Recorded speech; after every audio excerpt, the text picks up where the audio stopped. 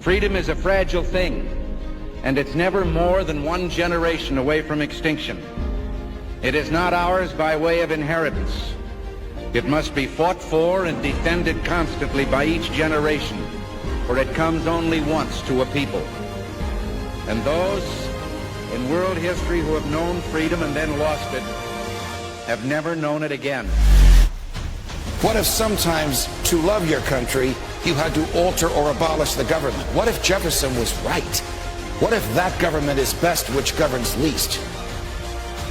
What if it is dangerous to be right when the government is wrong? What if it is better to perish fighting for freedom than to live as a slave? What if freedom's greatest hour of danger is now?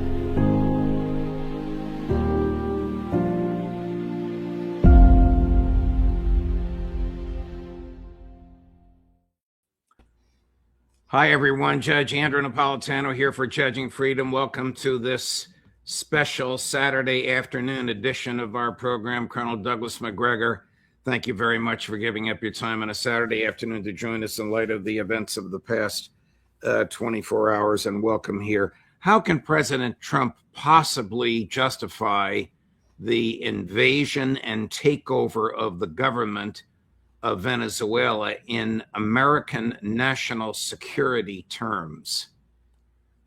Well, Judge, that's a great question, and I think it's irrelevant because he's done it.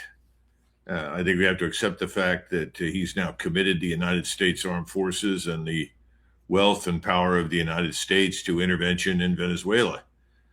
That's it. I mean, we could sit here and pick apart the allegations about drugs or the presence of Hamas and Hezbollah training camps and all this sort of business. Doesn't make any difference. He's already acted. And right now, as far as I can tell, the Senate Armed Services Committee has already signed on for the operation, characterizing it as law enforcement. And that is presumably because the DEA was part of the team that went in with Delta Force to seize President Maduro and his wife. So it's a fait accompli. So I guess the neocons have triumphed, notwithstanding everything Donald Trump and his acolytes said during the campaign. Oh, absolutely. I think what we're learning here is that Washington, led by President Trump, is ready to use whatever means it has at its disposal, including military power, to stop the diminishment of U.S. national influence in its bid to manage the sort of decline and dissolution of the so-called post-war liberal order. That's what it all seems to be about. Remember, the rules-based order is effectively gone. Rules-based meaning whatever Washington wants to impose. And President Trump simply stated very, very categorically, we can do it again. Nobody can stop us. There's nothing with the capability that we have. You know, somebody said, well, Team America is back. If you ever saw that funny puppet show, I think that's where we are right now. And lots of people are saying, fine, this is great. The question is, what happens now? That's, difficult to answer, but we need to talk about that. Just before we get into what happens now, I can't resist showing you RFK Jr. and President Trump together at the Republican National Convention 2 summers ago. Watch the look of glee on President Trump's face when Bobby, whom you and I both know, says Trump will end the grip of the neocons on the government. Chris, cut number 9. He also told me that he wanted to end the grip of the neocons on U.S. foreign policy. And don't you want a president who's going to get us out of the wars and who's going to rebuild the middle class in this country?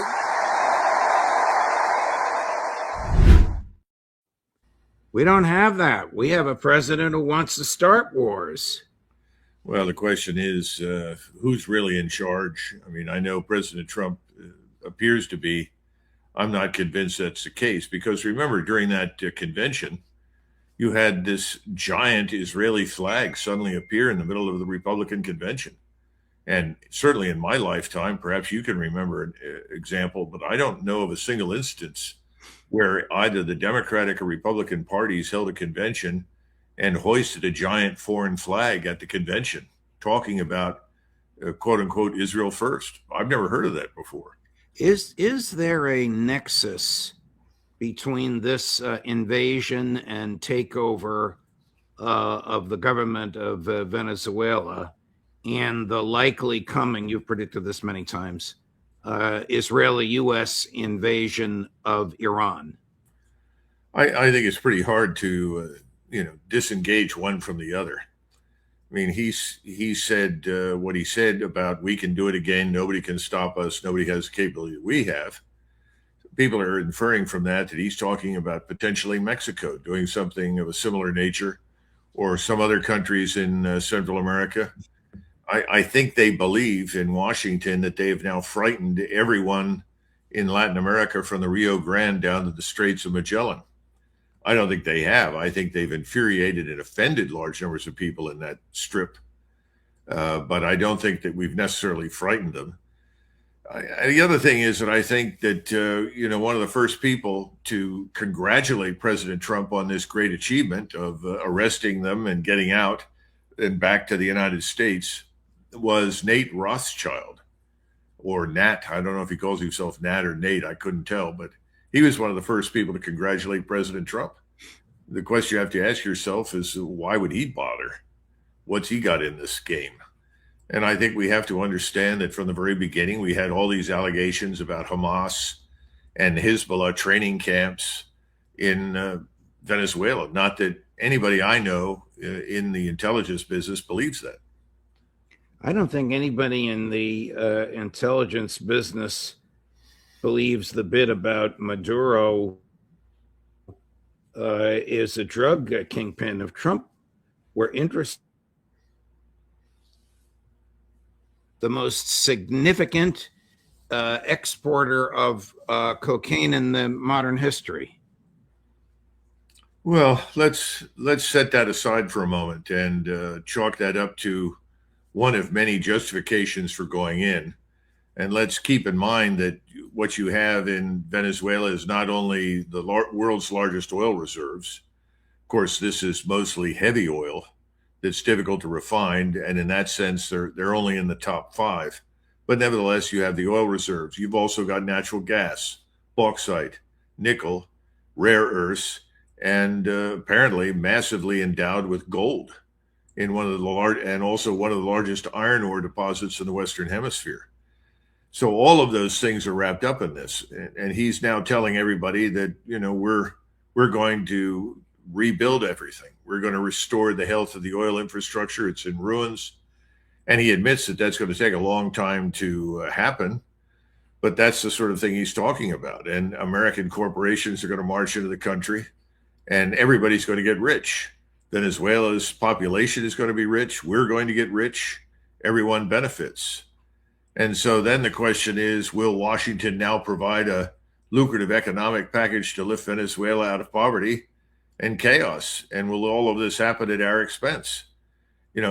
I think it probably will. Remember, Paul Wolfowitz promised that Iraqi oil reserves would pay for the American military intervention in Iraq. How did that work out?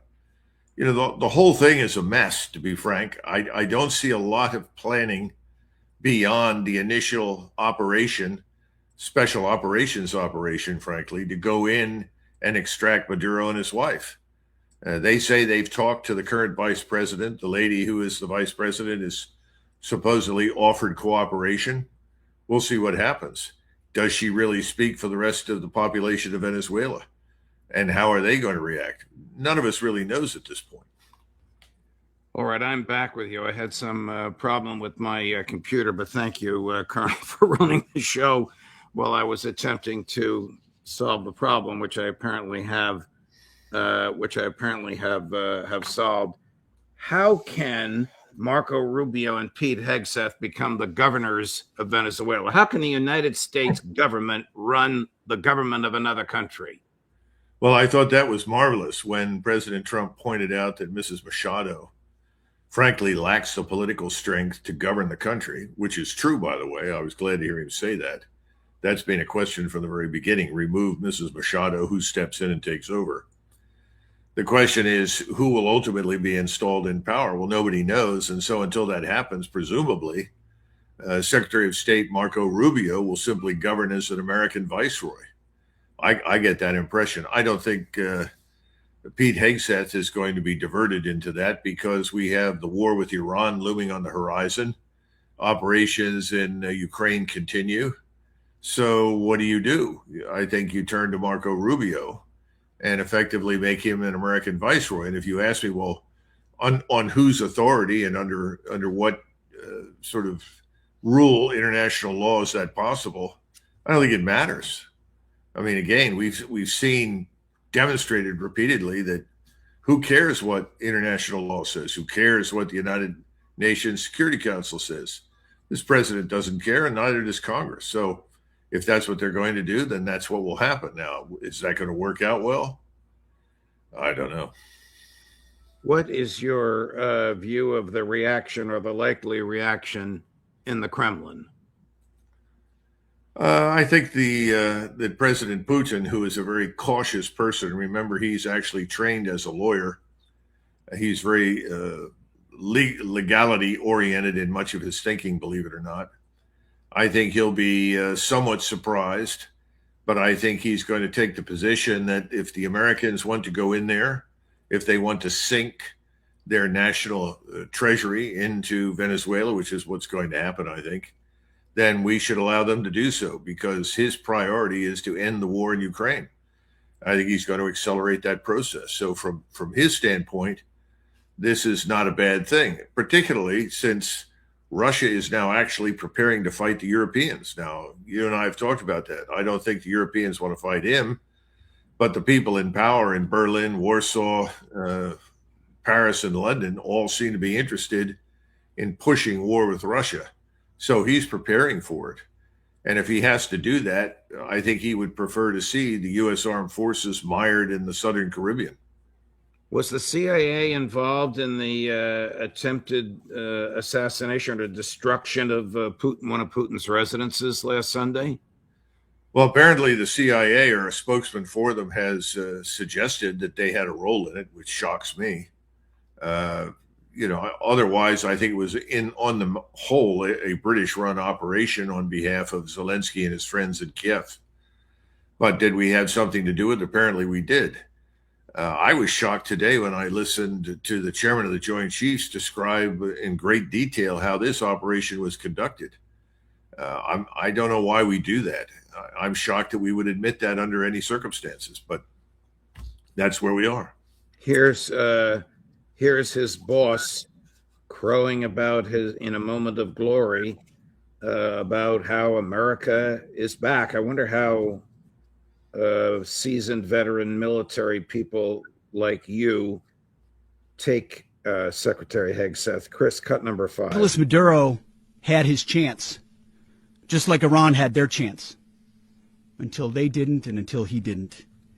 He effed around and he found out.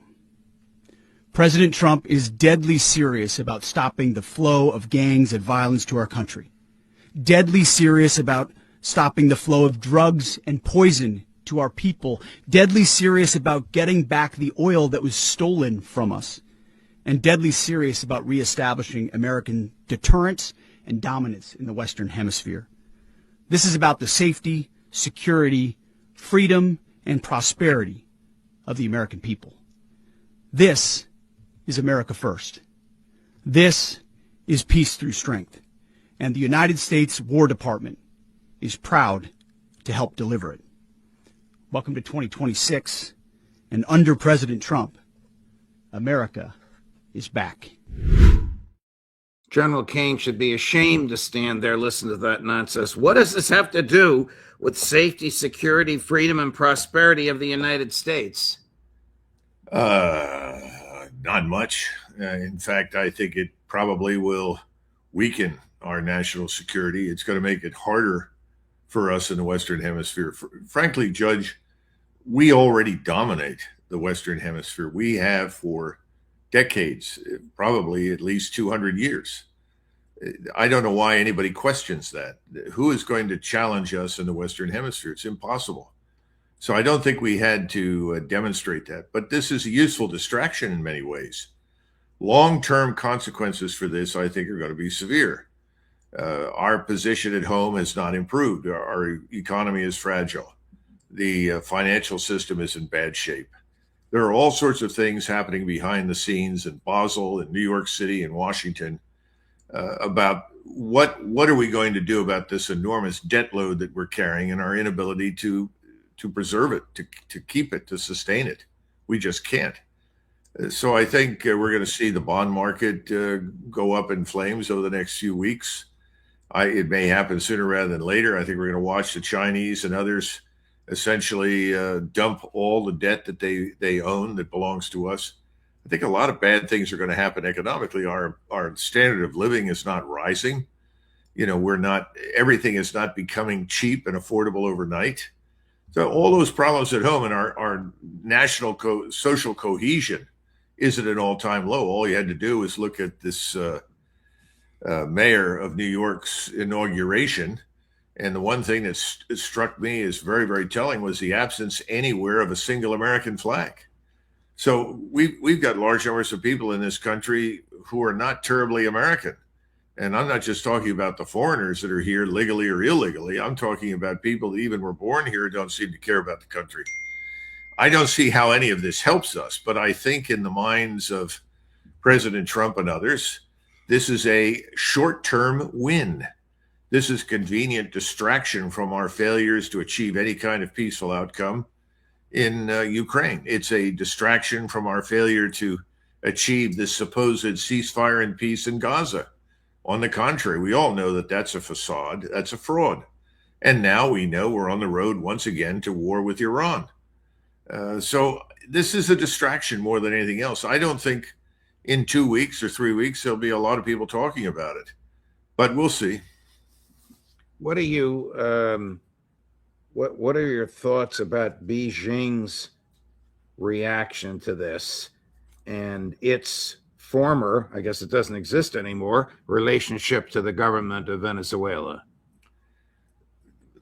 Beijing and Moscow both understand something. There really is a strategic advantage when you take on the enemy in your home court. In other words, they're not going to challenge us in the Caribbean. They're not going to challenge us in the Western Hemisphere. So the idea that the Chinese or the Russians and their military influence or power would be squandered in some way in the defense of Venezuela is absurd. They're not stupid. They're not going to repeat the mistake that we have made by investing heavily in Ukraine in a war against Russia that there was no chance of ever winning. So that's not going to happen. I think the Chinese will be mildly offended, but they'll turn around and say, well, there's oil elsewhere. They'll get it from other sources. I think that'll be the sum total of it. And I think the Chinese will then increasingly make life harder for us by shedding the debt, by selling off the U.S. treasuries. And we're already, in a vulnerable position in that connection. I think that's only going to get worse. It's going to get worse because the government will have to offer higher interest rates, and then the government will be borrowing money in order to pay interest on borrowed money. If anything's a recipe for economic collapse, it's that. You commented a few minutes ago about your surprise at General Kane giving the details that he gave. I'd like to dive into this for a little bit. The chair of the Joint Chiefs of Staff is not a command position, is it? No. He's just an advisor. He doesn't direct troops, does he? Yeah, federal law, Title 10 U.S. Code says that he is the senior military advisor to the President of the United States. Now, that's all he is. But he probably, as some of his predecessors have, exercises greater influence than simply advice to the President. But I think he's also a prop for the administration. If you go back to the Vietnam War, you remember that every time LBJ wanted to announce something or say something, all the military leaders were hauled out in uniform. Right. In order to confer legitimacy on whatever it was that President Johnson was saying or doing. I think that was also true in Mar-a-Lago. Now, that doesn't mean he's saying something that isn't true. I think he's saying what is true. And he may have actually discussed it with the president. The president may have said, tell him everything. Let them all know. Let them know this is good. This will frighten the hell out of our potential opponents and competitors. Well, I disagree with that. I would not have stood up there and provided any details on the operation. I would simply say this was a very successful operation. He's now in custody. He's going to be tried in a court of law. The Department of Defense or the Department of War has executed its mission per the guidance of the president. That's it. That's all I would have said. But he's part of the team, just as Westmoreland was part of LBJ's team. I think this is always a bad thing. Marshall and the people immediately after the war, when they testified, in most cases, they actually did it in civilian clothes. Very few Americans understand that. Well, his chief of staff crossed the river and he wore a suit. And that was for the express reason that people at the time did not want to be intimidated by the military. And the military leadership did not want to be cast in the role as intimidating political figures, political elected officials. And finally, people like Marshall did not want to be seen as creatures of FDR. Well, right now, that's all gone. Everybody that you appoint to any high rank in the armed forces today is encouraged to do the opposite, and they are, in fact, creatures of the administration they serve. Here's the president boasting that what happened yesterday was the greatest assemblage of American military power. I can't say this with a straight face since World War II. Colonel, your thoughts on this? Chris, cut number 2. The United States Armed Forces conducted an extraordinary military operation in the capital of Venezuela. Overwhelming American military power, air, land, and sea, was used to launch a spectacular assault. And it was an assault like people have not seen since World War II. Does that make any sense to you, Colonel?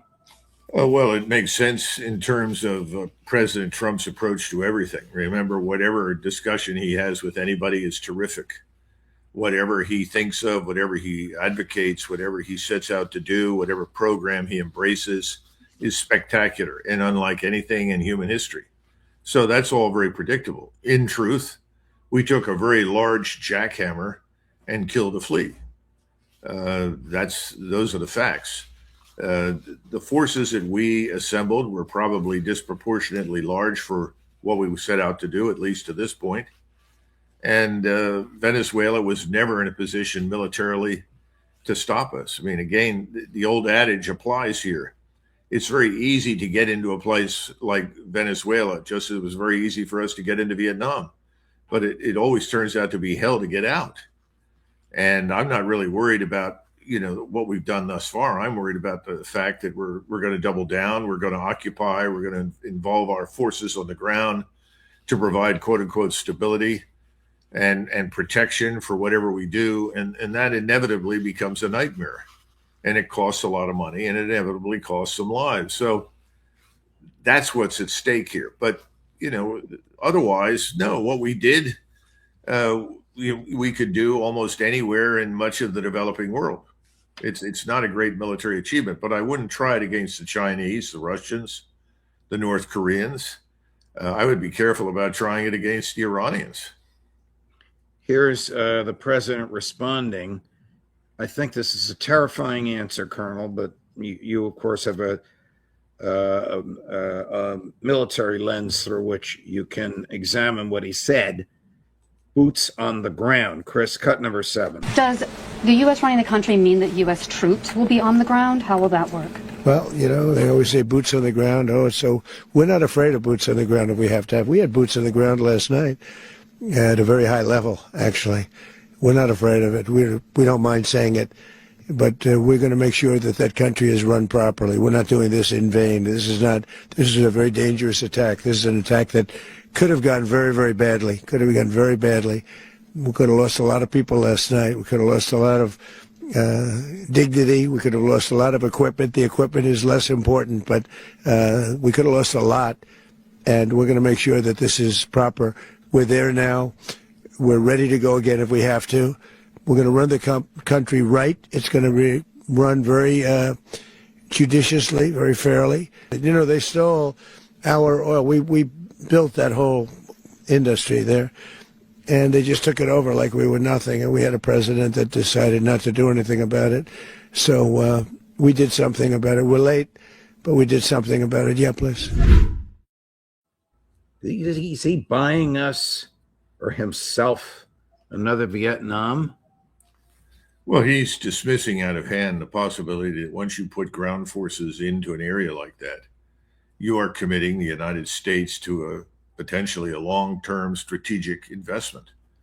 And he's simply saying that's the way it is. We're not worried about it. We're comfortable. We think we can make this work.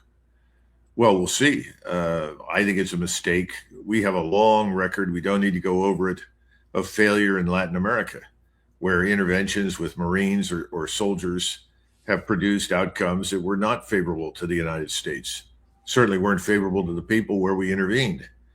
So I think this is a mistake, but he's taking this position. What other position could he take? Right. It's very clear that if he turned now and simply said, well, this is victory. We've just spent billions and billions of dollars. We've captured 2 people, Maduro and his wife. They're going to be tried. We're happy with that. We're leaving. Well, that changes nothing. He knows that. So if you're going to change something, if you're there to extract the resources and quote unquote eliminate the drug trade, even though we all know that's modest, if at all, then you've got to put forces on the ground. That's why they assembled all those forces up in Puerto Rico. In previous discussions, I told you that it was my impression, based upon what I was hearing, that the 15,000 troops up there would be used as stability forces. In other words, in Caracas, at airfields, on oil rigs and so forth. In other words, they're trying to preserve the new order, which we've now committed ourselves to create. Now, how's that going to work? What does the flow of resources back to the United States look like? What's the flow of money from the United States into Venezuela look like? What is the end state that we're trying to achieve? I mean, leading cheers for freedom, democracy, human rights. How many times have we heard that? Ask all the people that are dead right now in places like Iraq or Libya, how much they enjoyed, freedom, democracy, and human rights, or Vietnam. Forget it. So, we're going to hear all this stuff. It's all meaningless. At this point, he's committed the United States because he knows he has to. If you're going to go in the ground, if you're going to go into this place, you cannot be a little bit pregnant. Either you go in and get it done or you don't. My point from the very beginning, and many others who have looked at this, is very simple. You're not going to get anything out of this. Right. It's not going to work. A lot of my legal colleagues have been defending this as nothing more than an effort to capture a fugitive from justice and bring him before the court in front of which he was indicted. And it may have seemed that way last night. Now we know it's an invasion and the takeover of a government, all without lawful authority and all without any consent to the Congress. Was there a great debate in the Congress over the weekend? Did I miss something? No, absolutely not. And, when we talk about Washington, D.C., we refer to it now as Washington donor controlled. It's not the District of Columbia. It's just donor controlled Washington. The donors are behind this. The people that own your Congress, that own your government, are behind this. They're quite content with it. They see themselves as benefiting from it. I think you've had Larry Johnson on talk about investigations underway, tracing millions and millions of dollars meant for Ukraine that end up somehow or another magically finding their way back into the accounts of people like Lindsey Graham or Chuck Schumer. This is a bipartisan operation. These people are going along because they expect a profit from this, because their donors expect a profit from it.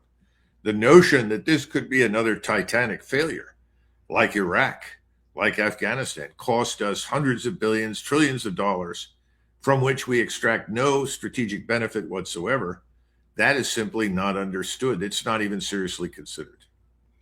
Colonel, right now, you have drawn one of the largest live audiences we've ever had. It's a holiday weekend. It's a Saturday afternoon. I thank you very much for your time and your analysis. I hope we can discuss this again in a few days during the week. We probably will know more about it than we do right now. But thank you very much, Colonel. Well, the important thing now, Judge, is for you and for me to stay alive through all of this, because we're not taking a very popular position right now. No, we're not. When my computer froze a few minutes ago, I was wondering if it was the gremlins. I think it was just one of those. The bad gremlins. I think it was just one of those things. But thank you, Colonel. Okay, thank you, Judge. Happy New Year to you. We have one more show for you this Saturday afternoon. Cold, snowy, windy here in Northwest New Jersey. At 3 o'clock, Scott Ritter, Judge Napolitano for Judging Freedom.